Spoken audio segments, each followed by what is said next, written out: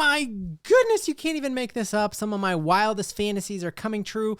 Not the one about Bo Nix texting me that he wants to be my best friend, but the one about could Travis Hunter actually be in play for your Denver Broncos? These trade rumors for the Broncos moving up just get wilder and wilder, and they are multiply sourced by tons of plugged-in reporters. We're going over that, why the Raiders are maybe passing on Ashton Jeanty, that and way more in this video. If you're new to the channel, I'm a diehard Denver Broncos. The draft can't get here fast enough. If you like the Broncos, helps me in the YouTube algorithm out a ton if you would like and subscribe.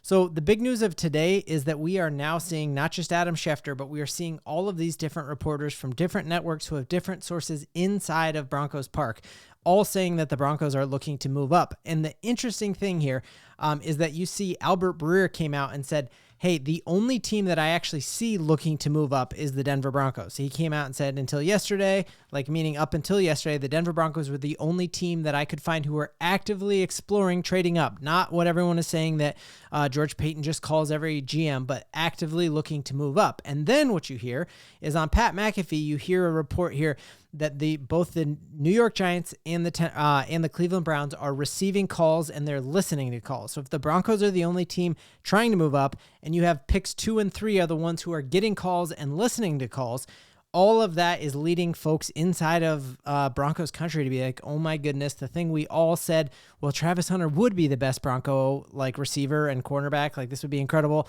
But it always seemed like an absolute pipe dream. And now you are seeing a ton of like you stitch things together.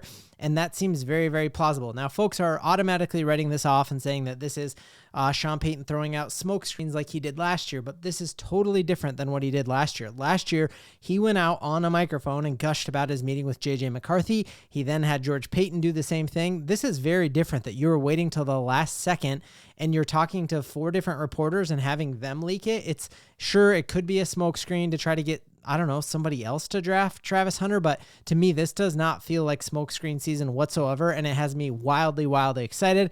You see the GM of the Chicago Bears came out and say, oh, this is going to be a wild, wild next couple of days because this is the latest in NFL history, like in my lifetime, where you have every team has their first-round draft pick, and so now is when things are really starting to move, and GM polls there says, hey, buckle up, guys, because this is going to get nuts.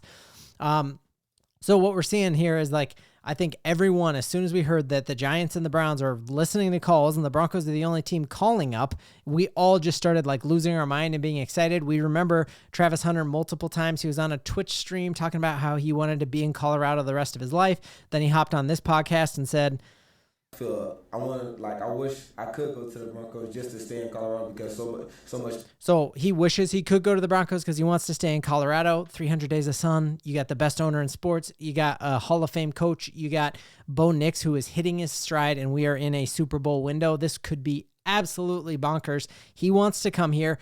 The Broncos are making calls up, and I hadn't even shown a single highlight of Travis Hunter because it felt like such a wild dream out there. But I truly think he is going to play both ways. He's going to be a corner and he's going to be a wide receiver. I think you start him full-time as a wide receiver, and then you line him up in different packages on special teams and on defense and ramp his way up. But did you see the amount of space that he just closed here? So you see him go up and get that ball there. But look at how far off he is as on coverage here. He's got, man, that's a 7-yard, the ball, he covers 7 yards while the ball is in the air to make that interception. You just see him doing things here that no other player in college football could do. He's got a 15-yard loss that he turns into a tutty. And I think we all watched Sean Payton at Colorado's Pro Day and all thought, well, all of the NFL is converging there to watch Shedeur and watch Travis Hunter. So Sean Payton is just there because it's like the whole NFL is there and it's a cool, popular thing to do. And heck, if I could have gone and watched their pro day, I would have too. But is there way more to it that the fact that it wasn't just Sean Payton, but he brought an entire entourage? They rode very deep to go watch Travis Hunter, and he talked about how special he is. You see him in that pro day having special conversations and specifically with Travis Hunter. He wants to be here. Let's get him a Coloradan for life. So my question for all y'all in the chat, and then we have more news about if we are moving up, is it actually maybe for Ashton Jeanty and news that he's going to get past the Raiders at 6. But my question for you is, how much would you be willing to give up for Travis Hunter? For me, I feel like George Payton is rip-roaring and ready to go in this year's draft class. So if we are saying we give up next year's first and second round draft pick, but we get Travis Hunter, I'm doing it all day. Let me know in the comments, like, what is the most you would give up for Travis Hunter? But maybe Broncos are calling up not because of Travis Hunter, but instead it is because they want Ashton Jeanty. And there is more and more news coming out that the Raiders actually have been bluffing this whole time. They have been... there was that press conference we showed the other day where Pete Carrol hit Spytech and is like, make sure you don't talk about a player. And it was either very awkward or it was the worst smoke signal ever. Spytech came out and said all of his kids said, I better draft Ashton Jeanty. Well, now what we're hearing is that the Seattle Seahawks are making available some of their running backs. And we know that Pete Carrol, the new coach for the Vegas Raiders, absolutely loved Kenneth Walker. He was the one who bragged about finding Kenneth Walker. And so knowing that the Raiders have so many pieces to go, could all of that talk about Ashton Jeanty been an absolute smokescreen and the Broncos actually have a shot at him and don't have to trade up into the top 5, meaning we don't have to give up nearly as much, because I think this is a very, very plausible thing that either Kenneth Walker's out there and like, should the Broncos make a run at Kenneth Walker? I think he is a difference maker. We saw how good he was when we played him in week 1. I think he's absolutely nasty out of Michigan State, and we know Pete Carroll is in love with him. And could Pete Carroll get his running back there and not have to use a top 10 pick on a running back when you have so many holes on that Vegas Raiders thing? So then what you're hearing here is that there is a report out there that the other team that might be targeting Ashton Jeanty is the Dallas Cowboys. And Jerry Jones came out and said that he is working on trades that have some substance to them. Try saying this word, substantive.